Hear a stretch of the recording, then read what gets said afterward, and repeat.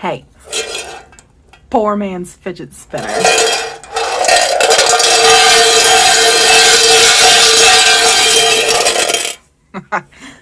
That's not for people who don't like noise.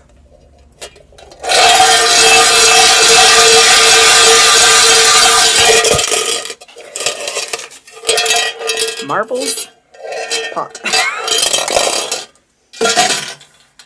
Anyways, so this video, let's watch.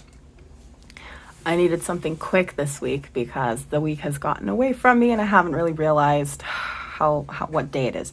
So anyways, I've been doing a lot of stuff off camera because, you know, I do crafts all the time. So, and then I realized I didn't do anything for this week. So I was gonna, you know, some. So I made printed paper, colored, a dyed paper, and let that dry. And I wanted a rainbow. So I realized there was no red. It's pink, whatever. So here's I made little words. The papers are all in squares. So then like I took a ruler and I made little pages folded in half, you know. Okay, so did I already mention I've been working on various book binding? I've been doing book binding. So this is the easiest way to make a tiny book. What words have I said? So my tiny books, this is all the tiny books I've made so far. Some of them are plain paper and some of them are my dyed paper. And some of them are hardcover. And there's two different types of hardcover. And then there's the pamphlet that I'm going to show you how I did today. So here's just my little handful that's the second attempt that I did. Those are a little better than my first attempt. It's going.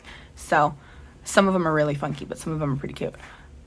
So this is the pamphlet that I'm showing here that I'm going to do today. So this is the easiest tiny book you can make. You can make a bigger book if you want, but I like miniature things.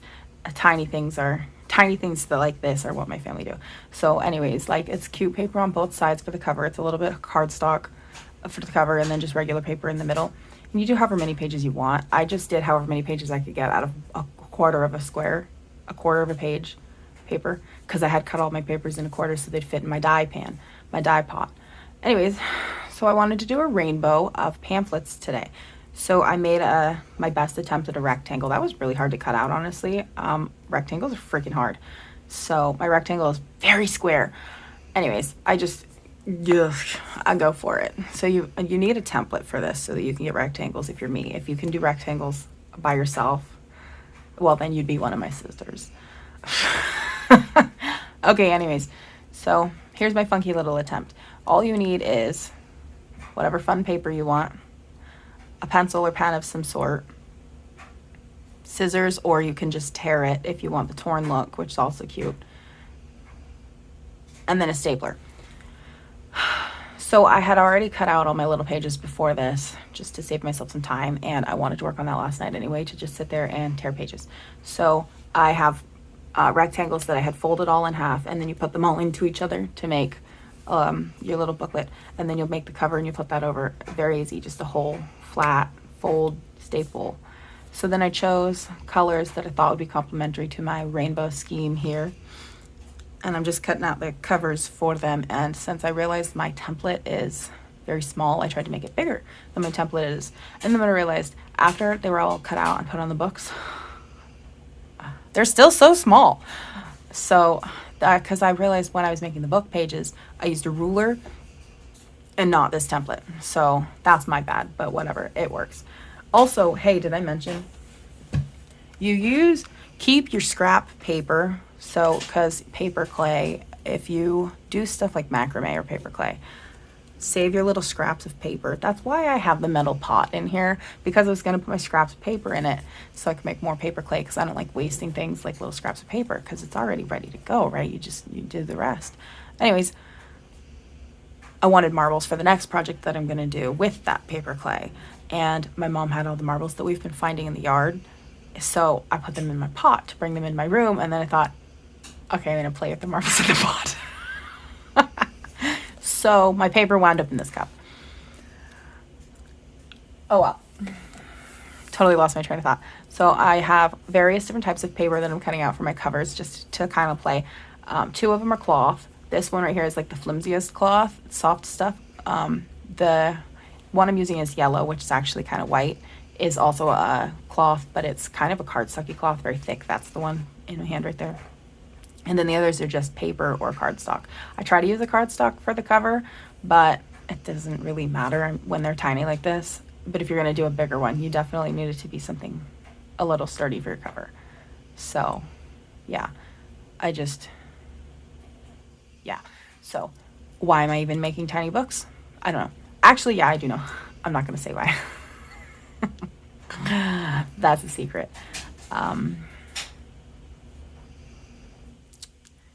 So I have to perfect my tiny books for a reason. Lost my train of thought because of that. So I have multiple ideas for what I was going to do with the tiny books. I guess I can tell you one of the ideas. I'm working on a tiny apothecary. Well, working on. I mean, I have the base, and now I'm trying to figure out how to make the accessories, and I want the accessories to be grimoires and stuff like that. So I need the books for my thing and for the reasons. So I took all the different colors, pages, and put them on top of each other, and then you literally just fold your pages in half, line them all up on top of each other, and then staple in the middle, and then close it, and you have a pamphlet. And you can decorate the outside if you want, leave it plain if you want. It depends on what you're doing with it. These are prototypes, so they will get decorated somehow as I'm playing with the decorations and kind of like, yeah, figuring out how I feel about things. And then I'll make my final attempts once I figure out what I'm doing and have good templates to work with. So far, I've made a bunch of different templates, and I don't really like any of them. They're getting better. But, so yeah. And then I noticed that my pages were way too big, so you just tear those off and throw them in your paper clay cup and then make clay. So, yeah. When I work on my next thing, I'll see if I can figure out how to link the paper clay recipe that I found. I found a wonderful video with someone who, I don't have things like the emulsion blender or whatever, and I'm not going to use my regular blender for paper clay. So my staples shot across the room. I still haven't found them. I found one of them. The two are missing. Literally shot across the room. They could be under the dressers, on or under the couch. I have no idea. I heard it bounce off the wall over by my TV and stuff, and then it's gone. What was I saying before that? I have no idea. Wow. I have no idea. So yeah, anyways, just pull off the ends. Oh, I was going to link the recipe for that clay because, wow, it is honestly the best clay I've ever used in my entire life. I made it just because I wanted to play and, see how clay goes when you make it yourself. And it seemed like a really easy recipe. She basically just used her hands, things you have in the house. And it looked kind of funky when it was done, and it took kind of a while to dry, a couple of days, maybe a week or so. But it's so strong. It is like a cosplay wonder. You can make anything in the world you want. And then once I realized that, I thought, oh my God, all the things I've ever wanted to make for cosplay in my whole life have fallen out of my head. Okay, well, they came back. So, lots of them. So, I have 2 things currently that I want to make. Well, technically it's 4 things. I need a lot of paper clay and time and a train of thought on track. Yeah. So anyways, then I tear off all these extra pages and save them in a pile because they are ready to soak for when I need more clay. And then you get the really funky clay, right? And you make it so strong. Like it's strong as a rock. I don't know how it would handle in water. Maybe I should leave one of my tests out in the rain and just kind of see. I'm sure it'll just sog back up and be horrendous. But I should try coating it with stuff and see. Do a couple of little tests and see. Now I'm very curious. I want to play with that clay. But I was working on little books as well. So I have lots of projects going on. I also have not forgotten about the embroidery that I was going to do of those grams. And then also that house I'm trying to figure out.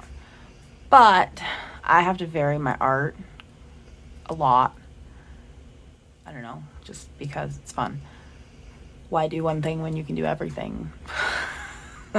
So I also brought in that whole table in the back because I needed more room for more art. Because this table, I don't like having to finish one thing completely and then you're not able to start another thing, because I like to have a lot of things going at once. So now I have so many things going on that table. Okay, whatever. Yeah, I need to organize it a little bit more. It makes me feel a little insane. And I can clear some of it and be done with some of it, but some of it's just going projects that yay or nay, who knows. Like these books, they are going to be a big project. They need to have prime real estate on that table. But those houses, they don't need to live on the table. I have nowhere else to put them. I've really maximized my craft corner here. So,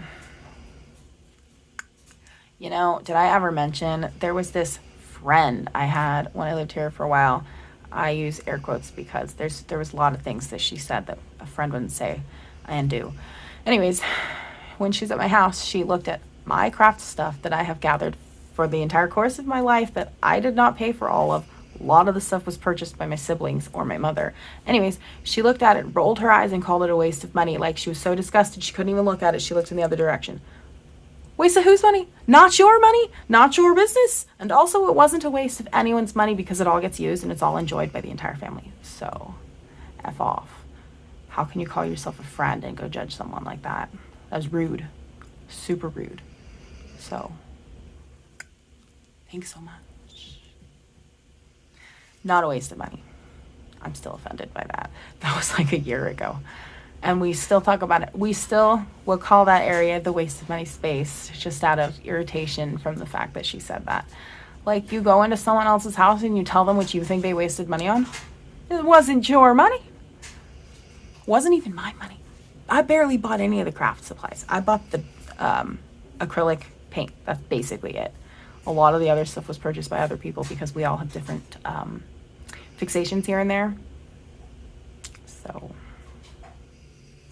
yeah, that was just my rant of this video. Aren't my books cute? I'm showing what they would all look like if you try to stack different ones on a shelf.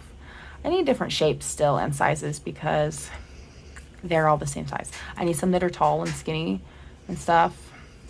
So that's my rant and my books. Next, I'm going to do something with that paper clay because I'm really excited about that. So check it out if you're interested in the magic clay. See you next week.